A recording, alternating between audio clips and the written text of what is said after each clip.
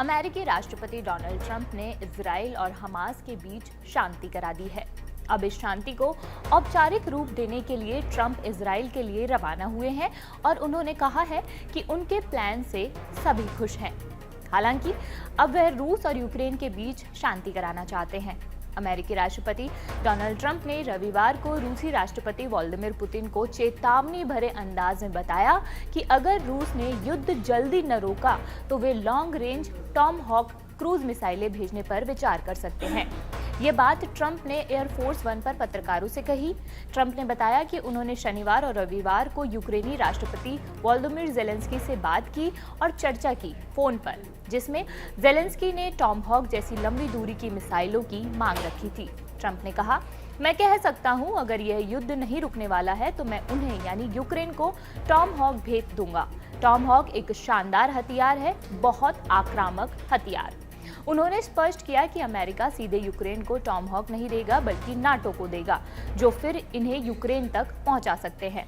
Trump ने कहा, हम शायद करें शायद न भी करें, पर मैं इसको जाहिर करना उचित समझता हूं। अब जानते हैं कि टॉम हॉक क्रूज मिसाइल क्या है। टॉम हॉक क्रूज मिसाइलों की मारक क्षमता बहुत लंबी मानी जाती है, लगभग 2500 किलोमीटर यानी 1550 मील, जिसकी वजह से ये रूस के बहुत अंदर तक हमला कर सकती है, जिसमें मॉस्को भी शामिल है। यही कारण है कि मॉस्को ने पहले ही चेतावनी दी है कि अगर यूक्रेन को टॉम हॉक दिए गए तो एक नया उकसावे वाला चरण होगा।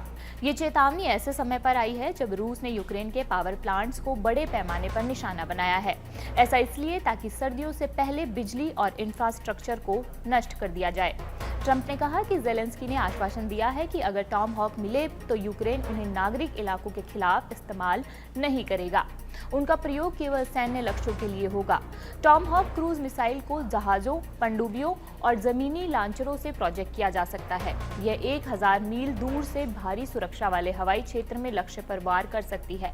टॉम हॉक मिसाइलों की रेंज 2500 किलोमीटर है, जिससे यूक्रेनी सेना रूसी क्षेत्र में अंदर सैन्य ठिकानों, लॉजिस्टिक सेंटर, हवाई अड्डों और कमांड सेंटरों को निशाना बना सकेगी, जो अभी तक उसकी पहुंच से बाहर है।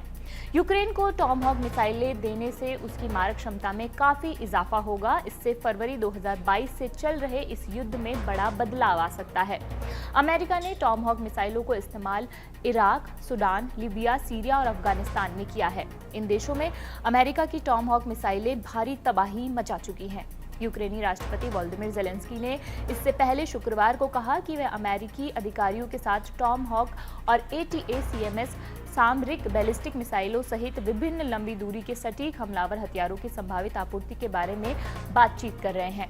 ज़ेलेंस्की ने कहा कि रूस के हमले लगातार बढ़ते जा रहे हैं, ऐसे में उनके देश को मिसाइलों की जरूरत है। इसके बाद डोनाल्ड ट्रंप का ये बयान सामने आया है।